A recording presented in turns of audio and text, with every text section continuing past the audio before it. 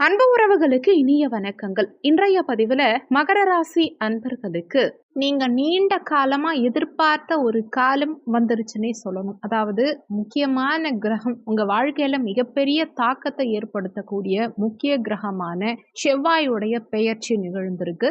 June 7ஆம் தேதி அன்னைக்கு செவ்வாய் நீச்ச நிலையிலிருந்து விடுபட்டுட்டார். இப்போ கேதுவோட இணைந்த நிலையில சிம்மமனையில சஞ்சாரம் செய்கிறார். இந்த செவ்வாயுடைய பெயர்ச்சி கிட்டத்தட்ட ஜூலை 29, 2025 வரைக்குமே சிம்மமனையில சஞ்சாரம் செய்யும் இந்த செவ்வாய் உங்களுக்கு என்ன மாதிரியான தாக்கத்தை உங்க வாழ்க்கையில ஏற்படுத்த போறாருங்கிறத தெளிவாகவும் விரிவாகவும் இந்த பதிவுல நம்ம பார்க்க போறோம். நிறைய பயனுள்ள தகவல்கள் இந்த வீடியோல கொடுத்திருக்கோம். கொஞ்சம் கூட வீடியோவை ஸ்கிப் பண்ணாம முடிஞ்ச வரைக்கும் முழுமையா பார்க்க முயற்சி செய்யுங்க. வாங்க வீடியோக்குள்ள போலாம். மகர ராசியை பொறுத்த வரைக்கும் உத்திராடம் 2, 3, 4ஆம் பாதங்கள், திருவோணம் 1, 2, 3, 4ஆம் பாதங்கள், அவிட்டம் 1, 2ஆம் பாதத்தை உள்ளடக்கியது மகர ராசி. மகர ராசிக்கு அதிபதி சனி பகவான். மகர ராசி அன்பர்களுக்கு உங்க லாபஸ்தானாதிபதியும் சுகஸ்தானாதிபதியுமான செவ்வாய் கடந்த காலகட்டங்களில் களத்திரஸ்தானமான 7ஆம் பாவகத்துல நீச்சமா இருந்தார். இப்ப அஷ்டமஸ்தானத்துல கேதுவோட இணைந்த நிலையில சஞ்சாரம் செய்கிறார். மகர ராசி அன்பர்களை பொறுத்த வரைக்கும் அஷ்டமஸ்தானத்துல செவ்வாய் மறைகிறார். சுகஸ்தானாதிபதி அஷ்டமத்துல மறைகிறதுனால உடல் உபாதைகள் சற்று அதிகமாகவே இருக்கும். எந்நேரமும் சுறுசுறுப்பா வேலை பார்த்துட்டு இருக்கக்கூடிய மகர ராசி அன்பர்கள் இப்போ வரும் ஜூலை 27ஆம் தேதி வரைக்குமே சற்று சுறுசுறுப்பு இழந்து செயல்படுவீங்க. எதுவாக இருந்தாலும் அப்புறம் பார்த்துக்கலாம், சற்று தள்ளி வச்சுக்கலாம் அப்படின்னு எந்த விஷயத்தையும் போஸ்ட்போன் பண்ணக்கூடிய ஒரு அமைப்பு இருக்கும். உங்கள் ஆக்டிவிட்டிஸையே கொஞ்சம் ஸ்லோவாக செய்யறதுக்கு உண்டான காலகட்டமாக இருக்கும். 7ஆம் இடத்துல நீச்சமாக இருந்த செவ்வாய் திருமண உறவில் பெரிய பாதிப்பை கடந்த காலகட்டங்களில் கொடுத்திருப்பார். நீங்கள் எதிர்பார்த்த திருமண உறவை விட உங்களுக்கு கிடைத்த திருமண உறவு ஒரு ஏமாற்றத்தை கொடுத்திருக்கும். கணவன் மனைவிக்குள்ள கருத்து வேறுபாடுகள், மகிழ்ச்சி இல்லாத நிலை, இப்படிதான் கடந்த காலகட்டம் போயிருக்கும் மகர ராசி அன்பர்களுக்கு. கடந்த காலகட்டங்கள்ல மகர ராசி அன்பர்கள், திருமணமான மகர ராசி அன்பர்கள் கணவன் மனைவி உறவுல பெரிய பாதிப்புகள் கண்டிப்பா இருந்திருக்கும். ஏன்னா 7ஆம் இடத்துல நீச்ச செவ்வாய்ங்கிறது அந்த பாதிப்புகளை கண்டிப்பா கொடுக்கக்கூடிய ஒரு தருணம்.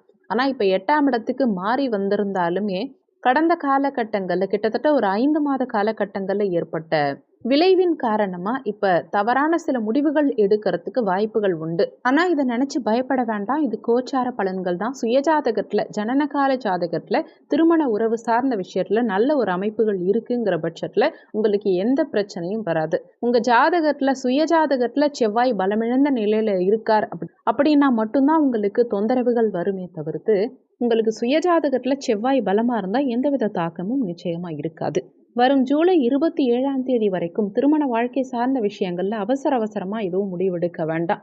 திடீர்னு அவசர முடிவுகள் எடுத்தா அது பின்னாடி உங்களுக்கு சில மன கஷ்டத்தை ஏற்படுத்திடலாம். அஷ்டமஸ்தானத்திலிருந்து செவ்வாய் லாபஸ்தானமான 11ஆம் பாவகத்தை பார்க்கிறார். இதனால கொஞ்சம் நிதானமா செயல்பட்டா வரும் பிரச்சனைகளிலிருந்து நிவர்த்தி காண முடியும். தற்காலிக சூழ்நிலைகளை மாற்ற உங்களுக்கு இந்த காலகட்டத்தில் நிதானம் அவசியம் தேவை. அதுலேயும் இந்த செவ்வாய் பயிற்சியை பொறுத்த வரைக்கும் எல்லா ராசிகளுக்குமே திடீர்னு முடிவெடுக்கிறதுக்கு காரணமே செவ்வாய் தான். அந்த அளவுக்கு ஒரு கோபம், தேவையில்லாத முடிவுகளை நோக்கி நகர்வதற்கான சூழலை இந்த செவ்வாய் உருவாக்குவார் இந்த காலகட்டத்தில். ஆனாலும் அந்த இடத்துல நம்ம நிதானத்தை கடைபிடிச்சா கண்டிப்பா மகர ராசி அன்பர்களுக்கு குடும்ப பிரிவு இல்லாம, பிரச்சனை இல்லாம ஓரளவுக்கு நல்ல சூழலை உண்டாக்கக்கூடிய அமைப்பு கொடுக்கும். யாருக்கெல்லாம் சொத்து சம்பந்தமான சில பிரச்சனைகள் இருக்கோ, சொத்தை விற்க முடியாத ஒரு சூழ்நிலையில இருக்கேன், சொத்தை வித்தா என்னுடைய கடன் அடைச்சிருவேன் அப்படிங்கிற மாதிரி நிலை இருக்கவங்களுக்கு வரக்கூடிய ஜூலை 27ஆம் தேதி வரைக்கும் இருக்கக்கூடிய காலகட்டத்தில் உங்கள் சொத்தை விற்கிறதுக்கான சூழ்நிலைகள் சாதகமாக வரும். சொத்தை விற்று கடன்களை அடைக்கிறதுக்கு உண்டான சூழல்களை ஏற்படுத்தும். குடும்பஸ்தானத்தையும் செவ்வாய் பார்க்கிறார். இதனால குடும்ப உறுப்பினர்கள் கிட்ட பொறுமை அவசியம் தேவைப்படும். சில நேரங்கள்ல உங்க கோபமே உங்களுக்கு பிரச்சனைக்கு வழிவகுக்கும். அதனால கோபத்தை தவிர்த்துக்கிறது நல்லது.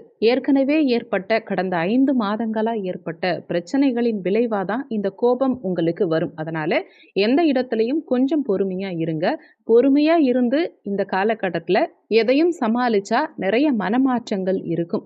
நிறைய மகர ராசி அன்பர்களுக்கு இந்த காலகட்டத்தில் வேலை மாற்றம் இருக்கும். வேலை மாற்றம் நீங்களே தேடிக்கக்கூடிய ஒரு நேரமாக இருக்கும். பணியிடத்துல யார்கிட்டயாவது நீங்க சும்மா இல்லாம கோபத்தை காட்டி அங்கிருந்து உங்களை வேலையை விட்டுட்டு அனுப்புறதுக்கோ, இல்லை நீங்களே அந்த இடத்துல இருந்து கோபப்பட்டுட்டு நான் வேற வேலைக்கு மாறிக்கிறேன் அப்படின்னு சொல்லிட்டு வரக்கூடிய அமைப்பு இந்த மாதிரி இருக்கும். அந்த வேலை இழப்புகள்னால வெளியிடத்துக்கு மாற்றம் செய்யறதுக்கு உண்டான நேரமா இந்த காலகட்டம் இருக்கும். வெளிநாடு மாற்றம் இதெல்லாம் ஈஸியா நடக்கும். வெளிநாட்டில் போய் தங்குறது, கிரீன் கார்டு வாங்குறது, பிஆர் அப்ளை பண்ணுறது, விசா இந்த மாதிரியான அமைப்புகள் எல்லாம் தேடிக்கிட்டு இருக்கவங்களுக்கு இந்த காலகட்டம் உங்களுக்கு நல்ல மாற்றங்களை கொடுக்கக்கூடிய காலகட்டமாக இருக்கும். கோச்சார மாற்றம் ஒரு நிரந்தர மாற்றத்தையும் கொடுக்கறதுக்கு உண்டான நேரமாக இந்த ராசி அன்பர்களுக்கு இருக்கும். வெளிநாட்டில் இருக்கவங்களுக்கு நல்ல முன்னேற்றம் இருக்கும். பெண்களுக்கு சுயமா தொழில் தொடங்கணுங்கிற எண்ணம் அதிகமா இருக்கும். ஏன்னா அவங்க லாபஸ்தானாதிபதியும் அவரே இல்லையா, அதனால பெண்கள் இதை செஞ்சிடலாம், அதை செஞ்சிடலாம், இதை பண்ணலாம், இப்படி குடும்பத்துல இருக்கவங்களை கொஞ்சம் நச்சரிச்சுக்கிட்டே இருப்பாங்க. ஏன்னா அப்பதானே இந்த 8ஆம் இடத்துல இருக்கும் செவ்வாய் ஆக்டிவேட் ஆவாரு. அந்த மாதிரியான அமைப்புகள் எல்லாம் இருக்கக்கூடிய நேரம். முடிஞ்ச வரைக்கும் பெண்கள் ஜூலை 27ஆம் தேதி வரைக்கும் கொஞ்சம் அமைதியா இருங்க. ஓன் பிஸ்னஸ் பண்ணணும், தொழில் தொடங்கணும் அப்படின்னா இந்த ஜூலை 27ஆம் தேதிக்கு பிறகு நீங்கள் தாராளமாக செய்யலாம். இந்த காலகட்டத்தில் நீங்கள் தொழில் தொடங்கக்கூடாது. ஏன்னா வருமானத்துக்குண்டான இடம் லாபஸ்தானத்தையும் இந்த செவ்வாய் பார்க்குறார். சுகஸ்தானாதிபதியான அவரும் அஷ்டமத்தில் மறைஞ்சிருக்காரு இல்லையா. இன்வெஸ்ட்மெண்ட்ங்கிறது பெரிய அளவில் உங்களுக்கு சிறப்பை கொடுக்காது. கடன் வாங்கி ஒரு சிலர் இன்வெஸ்ட்மெண்ட் பண்ணுறதுக்கு உண்டான காலகட்டம் இது. அதனால் அதை தவிர்த்துக்கிறது நல்லது. ஒரு சிலருக்கு உடல் நலத்தில் ஒரு முன்னேற்றம், திடீர்னு ஏற்பட்ட வியாதிகள் திடீர்னு மறையக்கூடிய ஒரு தருணமாகவும் இருக்கும். மருத்துவ ஆலோசனைகள் ரொம்ப எக்ஸ்பென்சிவாக இருக்கும். நல்ல எக்ஸிக்யூட்டிவ் லெவலில், ஒரு விஐபி லெவலில் உங்களுக்கு சிகிச்சை பார்த்தா தான் அந்த வியாதி நிவாரணத்தை கொடுக்கும். ஏன்னா அந்த சுகஸ்தானாதிபதியே அஷ்டமத்தில் இருக்கும்போது காசை கொஞ்சம் அதிகமாக செலவு பண்ண வைக்கும். அப்படி செலவு பண்ணாதான் அந்த வியாதிக்கு நிவாரணம்ங்கிறது கண்டிப்பாக கிடைக்கும். இன்சூரன்ஸ் போட்டு வச்சுருந்தீங்கன்னா தாராளமாக நீங்கள் அதை யூஸ் பண்ணிக்கோங்க. ஏதாவது பெரிய அளவில் ஹெல்த் இஷ்யூஸ் இருக்குன்னா நல்ல பெரிய ஹாஸ்பிட்டலாக போய் அட்மிஷன் போட்டுக்கோங்க. ஏன்னா இந்த காலகட்டத்தில் நிறைய மகர ராசி அன்பர்களுக்கு ஹைஃபையான ட்ரீட்மெண்ட் நிச்சயம் இருக்கும். ஆனால் இதை மகர ராசி அன்பர்கள் பெருசாக விரும்ப மாட்டாங்க. ஏன்னா எளிமையின் அடையாளமே மகர ராசி அன்பர்கள் தான். இதுக்கு இந்த எக்ஸ்பென்சிவான ட்ரீட்மெண்ட்க்கு விரும்புவாங்களான்னா நிச்சயமாக விரும்ப மாட்டாங்க. இந்த மருத்துவ செலவுகளால் பெரிய அளவு மன பாதிப்புங்கிறது மகர ராசி அன்பர்களுக்கு நிச்சயமா இந்த காலகட்டத்தில் இருக்கும். இதை தான் இந்த செவ்வாய் ஏற்படுத்த போறார்.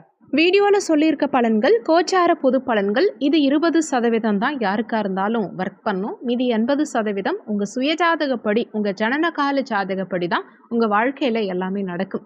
இந்த வீடியோவில் உங்களுக்கு ஏதாவது சந்தேகம் இருந்தால் கீழே இருக்க கமெண்ட் செக்ஷனில் சொல்லுங்கள். உங்களுக்கு ஜாதகம் பார்க்கணுன்னா டிஸ்பிளேயில் கொடுத்துருக்க ஜாதகம் பார்க்கன்னு கொடுத்துருக்க நம்பருக்கு வாட்ஸ்அப் பண்ணுங்கள். நன்றி. மற்றும் ஒரு நல்ல பதிவோடு மீண்டும் உங்களை சந்திக்கிறோம்.